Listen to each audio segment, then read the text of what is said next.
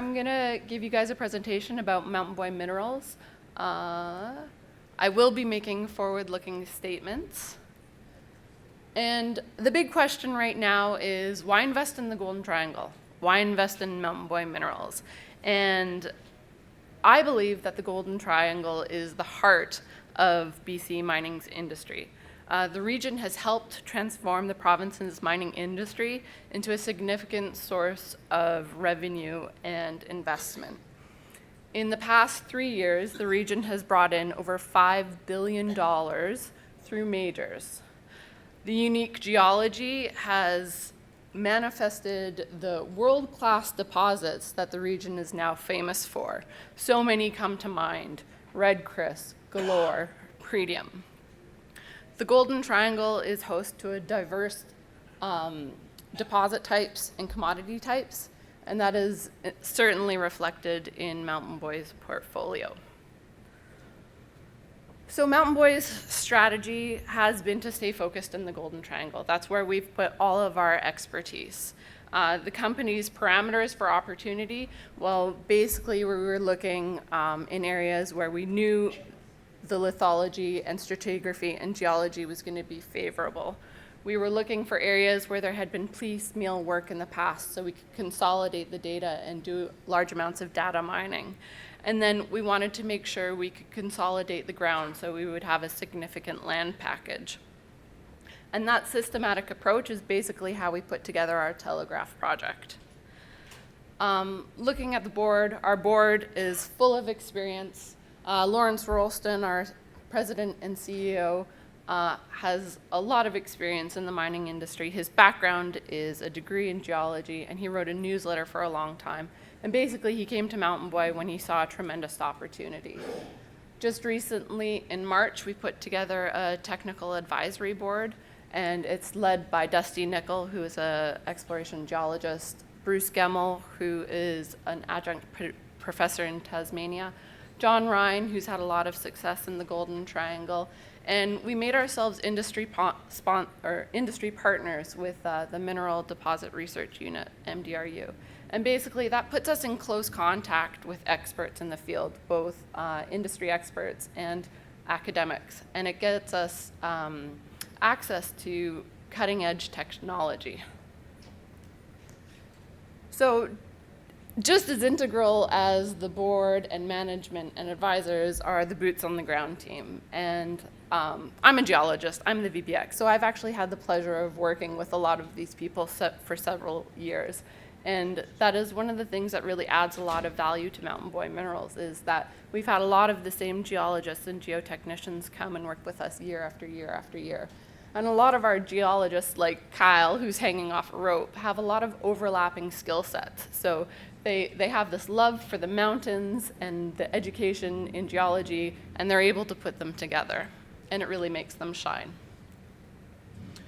So I think it's worth noting that our insider ownership is 34%. Directors and officers of the company hold about 20% of the company.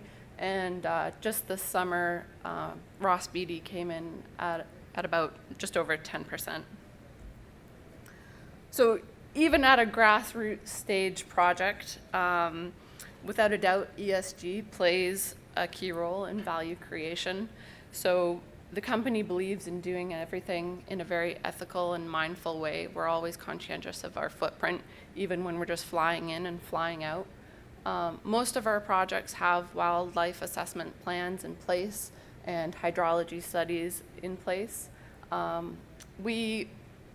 Two of our projects are within the Tahltan territory, and we have a signed communication and agreement with them. The Tahltan have been really positive to work with, and we've found it very straightforward. We do our very, very best at engaging members of the Tahltan Nation and locals. Of course, health and safety is always a paramount, and our governance is above board. Now I'm going to take you for a tour of our TELEGRAPH project. The project is located just outside of the very small town of Telegraph Creek. Like I mentioned, it's within the Tahltan territory. And This area is part of a metal-rich belt called Stachenia, which hosts several nearby porphyries, including Red Chris, which is about 138 kilometers to the east, and Galore Creek, which is less than 100 kilometers to the south. Mountain Boy also has 6 other projects within the Golden Triangles. So Telegraph is the bright red star at the northwest part of the map. Southmore is a secondary porphyry target in the middle, and closer to Stewart at the bottom of the triangle, we have 5 other properties, including 2 VMS targets, BA and Surprise Creek. We have a structurally hosted gold project at Red Cliff, and we have an silver-rich epithermal project on our American Creek project.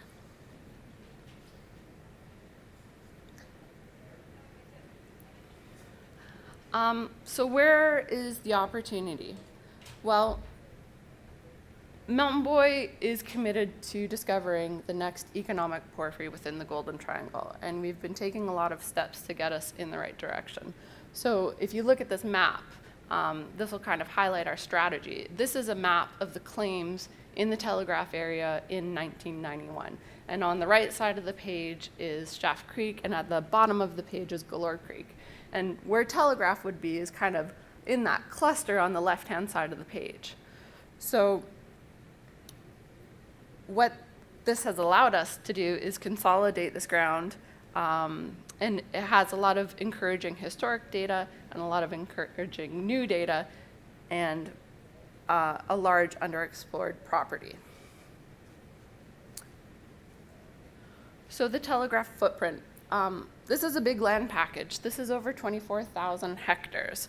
And the piecemeal work has resulted in a lot of showings. So all the red stars on this map are prospects. And based on the government data, those are areas that have had a little bit more work on them. And all the green dots are showings. So they're somewhere where someone has collected some samples and done some, there's a little bit of assays towards assessment work and stuff like that. So in the 90s, Charlie Gregg, who some of you will probably know, was working in this area as a government geologist. And he liked what he saw, so he actually ended up staking what is called the Dock property, which is on the left-hand side of the map, him and Bernie Kreft. And they are still actually the underlying owners of the property. So if you were to fly over this property, you couldn't help but notice the kilometers of gossans. And so what do I mean by gossans? Gossans are these huge yellow, orange, brown mountains, and they've been made that way because of hydrothermal alteration. And so these gossans extend for several kilometers in several places on the property.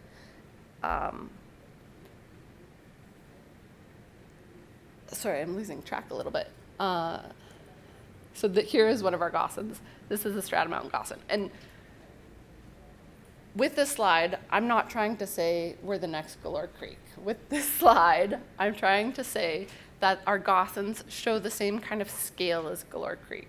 So if you look at the plan map, the gossans are represented in these kind of orange hashed marks. And the squares, the grid on the map, are kilometer by kilometer. So in several places within this fraction of the property, you can see that there are trends of these gossans. And then if you look at the inset map that represents the copper grade shells at Galore Creek, the blues, the greens, and the reds, you can see that they're at that same scale, the Galore Creek copper footprint would fit into several of our gossanous trends. So the photograph on the left is the strata gossan, and we ended up staking a bunch of new ground around the strata gossan. And from one of the ridges that we ended up traversing on the gossan, we now know that these gossans can yield meaningful copper. Some of the samples came back from this gossan with 7% copper. Not only did we do the geochemical analysis, but we also integrated a shortwave infrared spectrometry sampling program.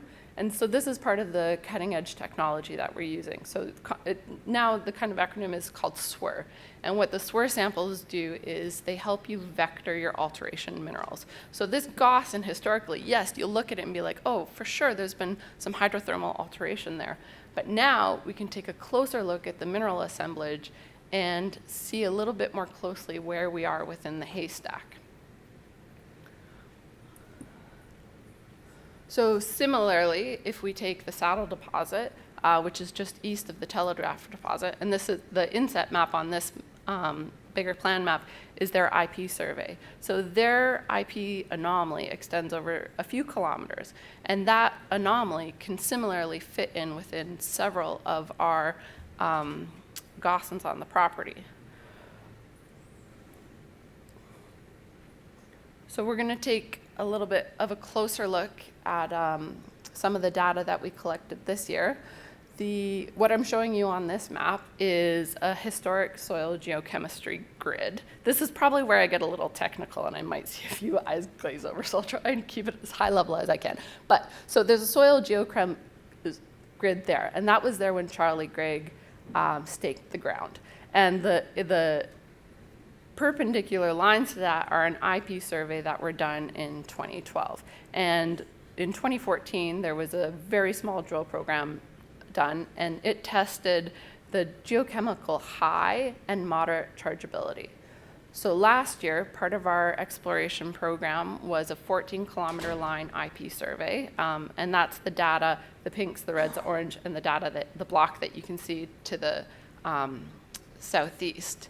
And what we see in this survey, what the data suggests is that there's this classic chargeability donut ring, and at the core of it, there's a resistivity low. This geochemistry, this geophysical anomaly is kind of like the classic porphyry model. And what we see on the margin of it to the east is more encouraging soil geochemistry. So with this data, because the IP grid was done so early in the season, we were able to put in a bunch more soil geochemistry lines. So we'll really be able to test this anomaly by the time our assays are in. A little more geophysics for you guys. So historically, there was an airborne magnetic survey, and it covers a significant part of the property. Since we were working on the dock trend and the dock extension, we decided to do an inversion of a limited part of the property. And basically what the inversion, the 3D model, is showing us, if you look at the plan map on the right, is that, on the bottom, you have a green magnetic unit, and it's coming in as a big stalk. And off of this big stalk, you have a bunch of little apophyses. And in an alkalic porphyry setting, this is exactly what you want to see. Galore Creek is made up of 12 different deposits. So you get these apophyses that are coming in all pencil-like. And this is when I really like to start tying things together. So if you look at the plan map of the magnetic inversion, what I'd really like to point out to you is that circular feature that we saw in our IP survey is coming through again. So the chargeability donut that we were looking at in our IP is coming in, and you can see it, that there's a mag high kind of in the circular feature. So, you know, now we've got our soil geochemistry, that's encouraging. We have our IP, that's encouraging. We have a magnetic survey, that's encouraging. We've done our mapping, that's encouraging. All that there's left to do is drill it. That is our last test of this system. So, like I said, there has only been 2 holes in this 24,000 hectare property. And those 2 holes did tap into a porphyry system. Both holes had broad zones of mineralization. Both zones had potassic and secondary biotite potassic alteration. If you look at the core up at the top, the first boxes, you can see a little bit of pink. So that potassic alteration is coming out on veins, which kind of suggests you're on the margin of something. And if you're to look at the map down on the bottom left, that star represents where those 2 drill holes would have taken. So that is one of the targets on the property, and it's a huge property. And I'm still not convinced that this target, although we've done the most work here, I'm still not convinced that this is the best target. because we still have a bunch of other showings that have airborne anomalies to the east and areas on the property that have higher copper numbers and higher gold numbers. I'm gonna have to zip. Okay, so basically we put TELEGRAPH together very, very quickly. January, we started looking for somewhere to go. By April, all the deals were done and the property was consolidated. July, first boots on the ground, confirmed historic showings. And then we joined with MDRU, started doing our research. This year, we did our IP. Next year, we want to drill. Our investment summary, we're focused in the Golden Triangle. We have a team of experts in the Golden Triangle. We're really going to focus on TELEGRAPH, the right address, the right geology, the right commodities, and advancing quickly. And I have to end on this slide because it makes me so happy.